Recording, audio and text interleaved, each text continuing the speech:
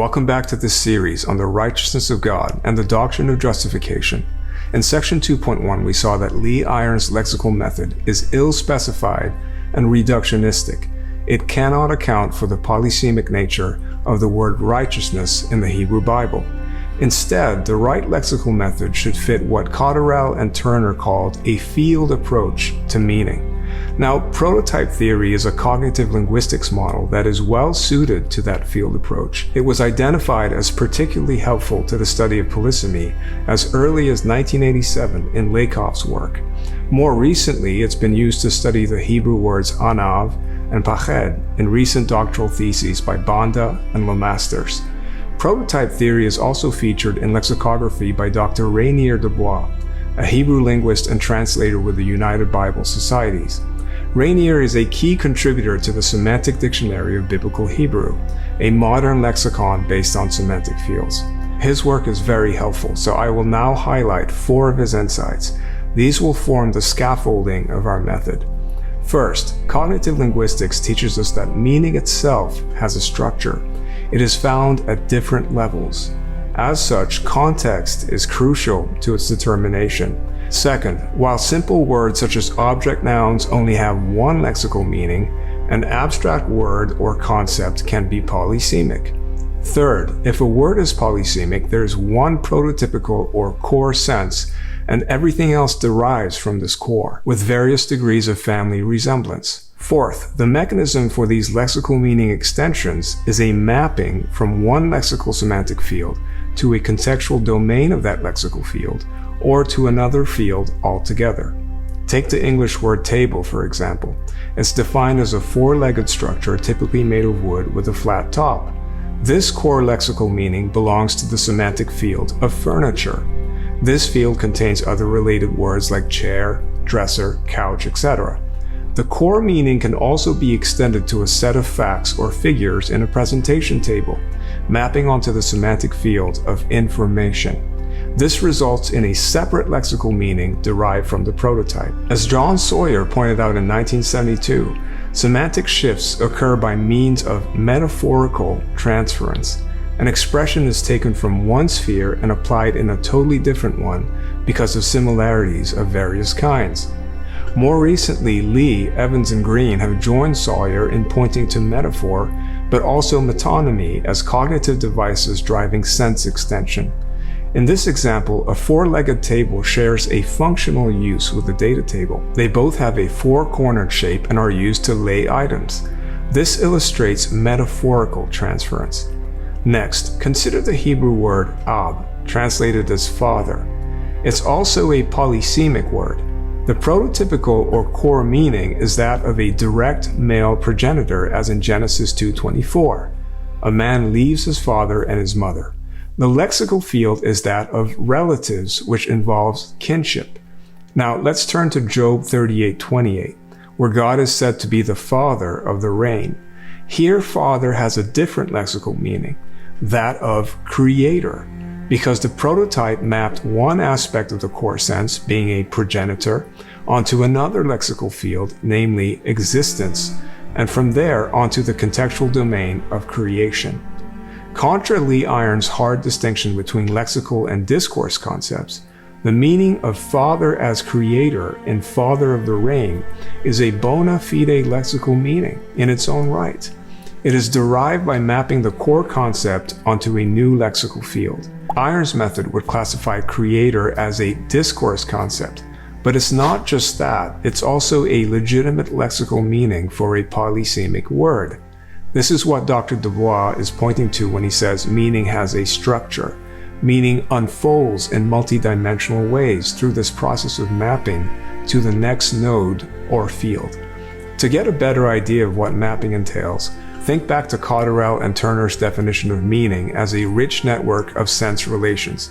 Every word is part of a vast neural network of sorts, extending out in tree-like fashion and connecting to various other fields and contexts.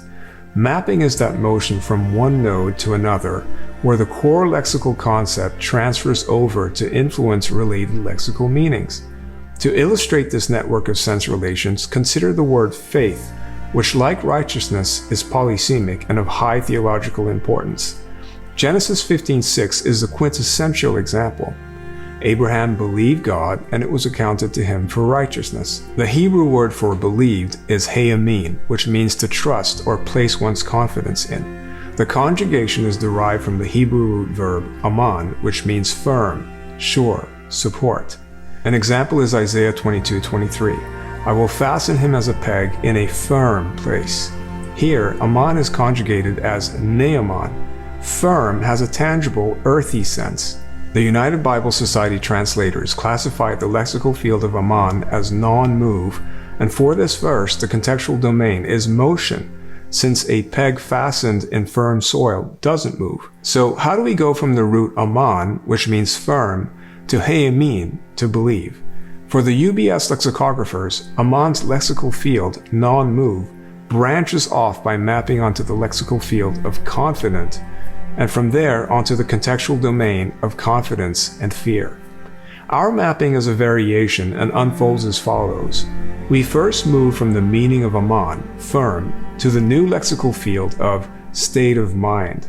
From there, the next hop is to the contextual domain of confidence.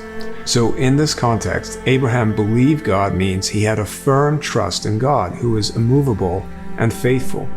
Note, the root concept of firmness has undergone a degree of metaphorical transference, yet it's still present as it modulates to a new meaning, that is, to believe. Now, in the prototype model of lexical semantics, the core meaning is identified by frequency. It is the most recurring member of a cohort of words sharing the same root. The most frequent conjugation of this root, aman, is the verb hayamin, to believe, as used in Genesis 15:6. So it is the prototypical meaning. With that in mind, let's look at Nehemiah 9. You have found his heart faithful before you. Faithful is the word neaman. It inherits from the same root, aman. As we saw earlier, aman means firm. A peg is driven into firm soil. And the prototype for aman is hayamin, to believe, which carries this idea of firmness. Neaman derives its meaning from this prototype. It extends the lexical field of faith by mapping from faith to the contextual domain of a believer's walk. So faithful in Nehemiah 9:8 has this meaning. It's a state in which Abraham is considered worthy of trust because he has an immovable disposition, reflected in his committed belief and trustworthy actions. The lexical meaning of faithful has retained the core sense of firmness and belief, while distinguishing itself from the verb hayamin, because the word faithful denotes firmness and action. Finally, consider the famous Habakkuk 2:4. Behold the proud, his soul is not upright in him, but the righteous shall live by faith. Faith here is the Hebrew word be'emunato. It comes from the noun emunah, which is usually translated as faith or faithfulness. Emunah also inherits from the root aman and derives its meaning from aman's prototype hayamin. It extends the lexical fields of faith and faithful by mapping to the contextual domain of a believer's qualities. So faith in Habakkuk 2:4 means persistence or endurance in being faithful. That is the quality of steadfast firmness in one's belief and actions. This is why faith, biblically understood, is a polysemic term. It refers not only to assent and trust, but also to faithfulness. Depending on context, the term denotes trust or faithfulness.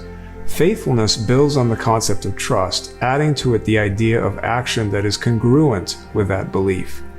And what is true of Hebrew is also true of first century Greek. In her book, Roman Faith and Christian Faith, Teresa Morgan points out that the Greek use of pistis in the early church was, quote, more of a relationship and a praxis rather than a state of mind. Coming back to our study, whereas for faith the root word was aman, for our four cognates it's the verb sadak. It's based on the trilateral root SDQ, the letters Shade, Dalet, Quof, also written as TSDQ. UBS lexicographers classify the main lexical field of sadak as innocent and its contextual domain as justice. The meaning here is to be righteous in the sense of having been declared righteous, to be in the right. An example is Job 25:4. How then can a man be justified before God? Now, the most frequent cognate of the SDQ root is Sadiq, the adjective righteous, which occurs 206 times, that is 39% of the 526 occurrences in the Old Testament. As such, it is the prototypical lexical unit. So how do we go from the root sadak, which means to be in the right, to Sadiq, which means a state in which one's behavior is righteous?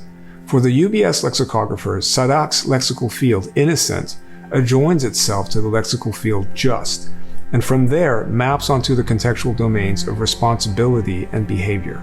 So the meaning of Sadiq then is a state in which a person's or deity's behavior is fully consistent with the requirements of the law.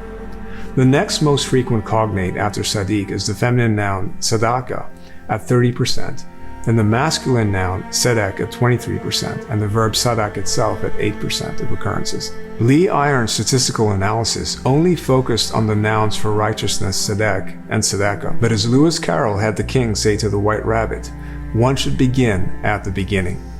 So we will begin with Sadiq, our prototypical meaning. I'll see you in section 3.